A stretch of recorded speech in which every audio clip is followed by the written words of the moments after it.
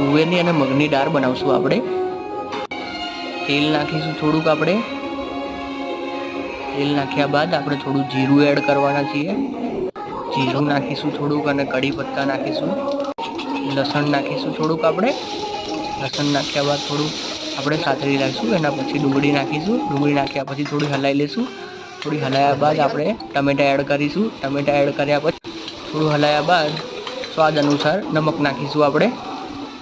નમક નાખ્યા પછી થોડું આપણે હલાવી લઈશું। એટલું કર્યા પછી હસબન્ડ વાઈફનો પ્રેમ, જો જમવાના સાથે પ્રેમ બી બહુ જરૂરી છે। પ્રેમ બી જરૂરી છે। ચલો પાછા આપણે કામે લાગી જઈશું। એના પછી આપણે મરચું નાખીશું, હળદર નાખીશું, થોડો ગરમ મસાલો નાખીશું। ગરમ મસાલા નાખી થોડું હલાવી લઈશું। હલાવ્યા બાદ આપણે દાળમાં પાણી એડ કરીશું। પાણી એડ કર્યા પછી થોડી હલાવી લઈશું। એના પછી વઘારમાં નાખી દઈશું।